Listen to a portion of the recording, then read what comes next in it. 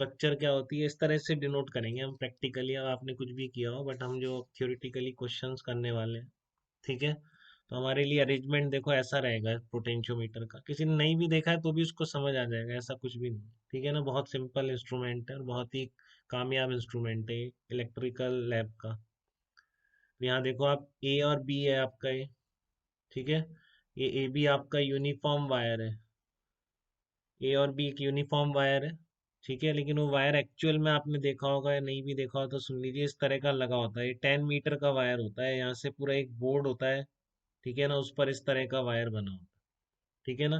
तो इस पूरे जो वायर होता है 10 मीटर का, इसको मैंने यहाँ पर जस्ट एक सिंगल वायर से रिप्रेजेंट कर दिया, क्योंकि सब में करंट सेम ही है ना, तो मैं इसको बिल्कुल एक स्ट्रेट वायर से, जितना बड़ा दिखाऊंगा तो बहुत बड़ा कॉम्प्लिकेटेड सर्किट हो जाएगा ये। तो ए बी मेरा वो पोटेंशियोमीटर वायर है। तो बस इंस्ट्रूमेंट के नाम पे एक कहोगे तो आप बस ये वायर मिलता है आपको एक बोर्ड पे लगा हुआ, ठीक है ना। बाकी सब आपको अरेंज करना पड़ता है। तो इसके दो सर्किट मान सकते हो, एक प्राइमरी सर्किट और एक सेकेंडरी सर्किट, ठीक है ना। यहाँ पर बैटरी लगी हुई है प्राइमरी ईएमएफ की, और ये आपका रियोस्टेट होता है एक, ठीक है ना, जिसको आप इधर वेरी कराते हो तो उसमें आप रेजिस्टेंस सर्किट का चेंज होता है, करंट चेंज कर सकते हो, ठीक है। और ये वो दो पॉइंट्स हैं बेटा, देखो ये भी हो गया आपका प्राइमरी सर्किट बोलेंगे इस पूरे कंप्लीट सर्किट को, ठीक है। और ये गैल्वेनोमीटर है, ये आपका जॉकी होता है, एक मेटल पॉइंटर होता है पेन की तरह, ठीक है। तो आप उस पेन को इस तरह से इस वायर पे मूव कर सकते हो बिल्कुल, ठीक है ना। तो आप जहाँ पे भी टच करते हो तो फिर ये दूसरा सर्किट कनेक्ट हो जाएगा, ठीक है ना। ये आपका एक पेन की तरह मेटल की होती है बिल्कुल टिप, आप इसको इस तरह से इस पर मूव कर सकते हैं, ठीक है ना। और आपको अब क्या करना है, ई और डी वो पॉइंट्स हैं जो कि आपको उन दोनों पॉइंट्स के बीच लगेंगे सर्किट में, जिनके बीच का आपको पोटेंशियल डिफरेंस निकालना है। अगर आपको बैटरी का ईएमएफ निकालना है किसी का, तो आप इन दोनों के बीच वाली बैटरी लगा दें, ठीक है। तो potentiometer is a long piece wire around 10 meter which is cut into several pieces and these pieces are connected। ये आपकी थिक मेटल स्ट्रिप है, थिक इसलिए क्योंकि इनका रेजिस्टेंस नेग्लिजिबल रहे, जिससे तो इनसे इसको कनेक्ट कर करके पूरे को एक बोर्ड पे लगा दिया जाता है, ठीक है। Potentiometer A B is connected to the terminals of EP. मैंने कहा ईपी जो मैंने वहां पर शो कर रहा हूँ that is the battery of primary circuit. EP आपकी प्राइमरी सर्किट की बैटरी है, ठीक है।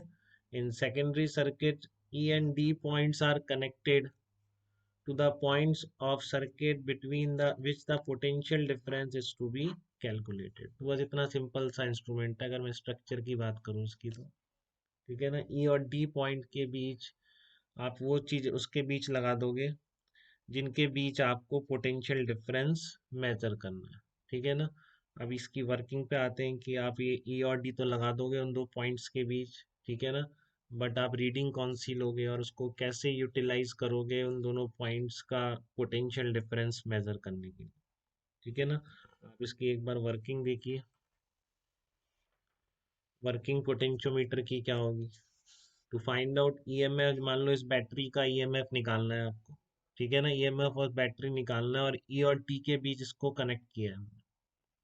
To find out EMF of the battery, E is to be it is connected between the points E and D। तो क्या करेंगे, jockey J, jockey आपका, ठीक है ना, मेटल इस बिल्कुल पेन की तरह आगे मेटल टिप होती है, ऐसे मूव करेंगे इस वायर पे, यही पर्पज है जॉकी का, इस पर हम मूव कर सकते हैं इसको, ठीक है। Jockey J can slide freely on the A B. Jockey is moved on the wire until the deflection is zero in galvanometer।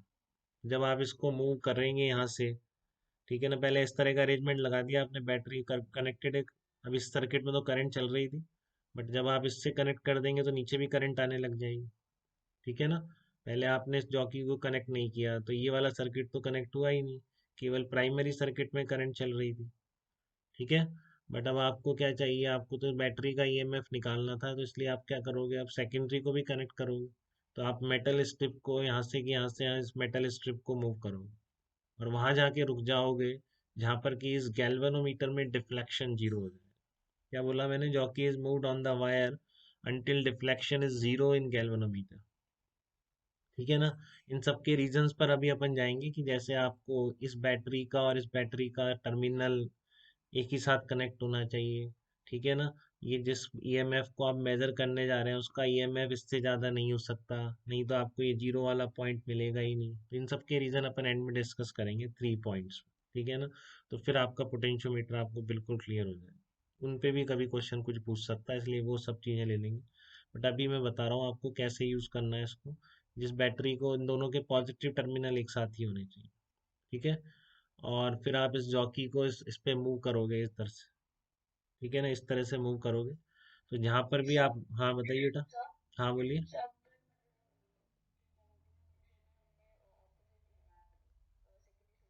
हाँ, नहीं नहीं, अपन करेंगे, अपन डिस्कस करेंगे। ठीक है ना? अभी आप इसको यूज़ करना सीखिए और क्वेश्चन करना सीखिए, फिर एंड में मैं बताऊंगा, आपको समझ आ जाएगा। ठीक है ना?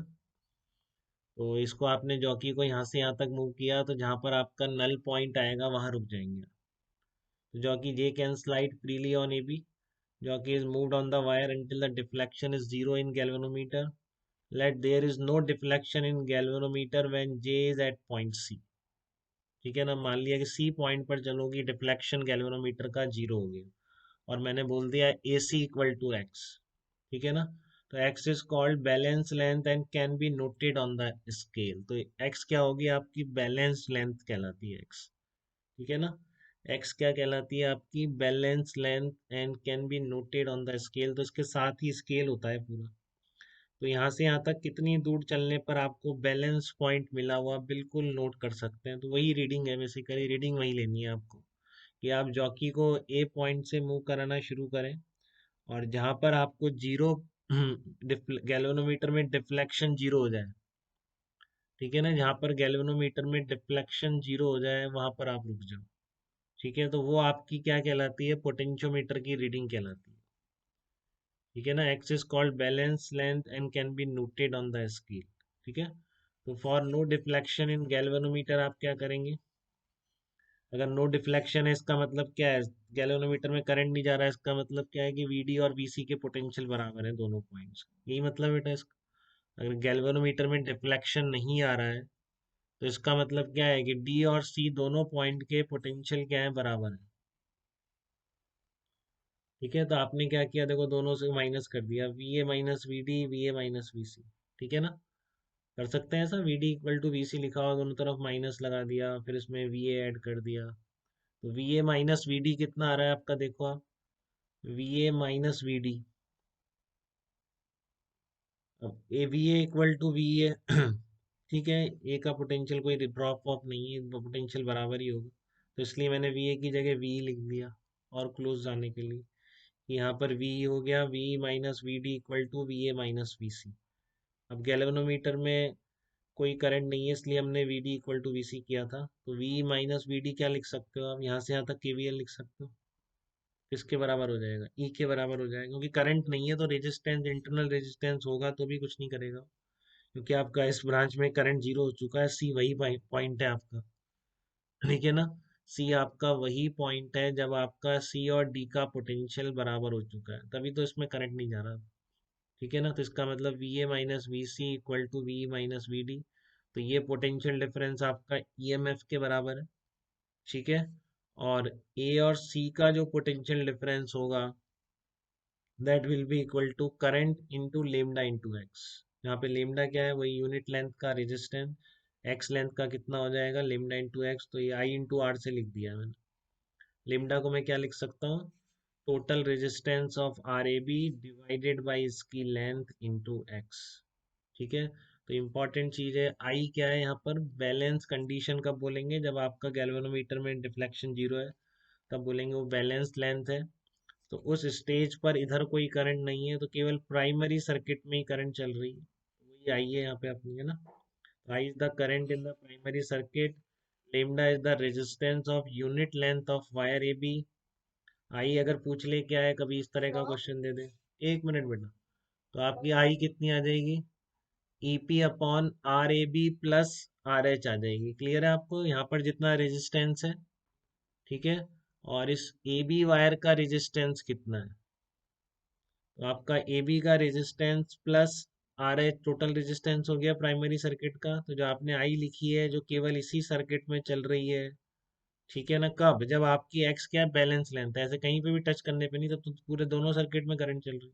बट एक्स वही बैलेंस लेंथ है जबकि इसमें करंट जीरो हो गई। ठीक है?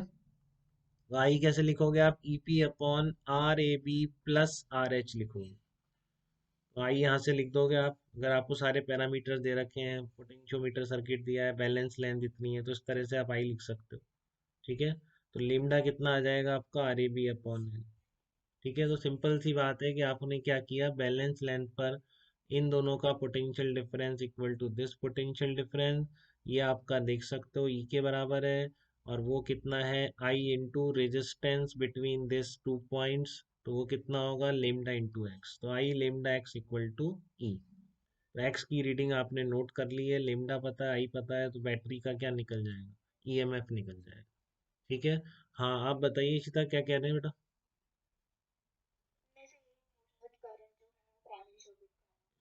करंट प्राइमरी सर्किट का है, प्राइमरी में घूमता रहेगा, बट कब है? जब बैलेंस लेंथ है। तो ये बहुत ही बेसिक प्रिंसिपल है, इसको नोट कर लें आप, आगे फिर पूछे ना मेरे से इससे। ठीक है ना?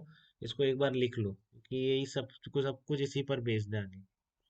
दोनों के बीच जो आपकी ए और सी के बीच क्या है?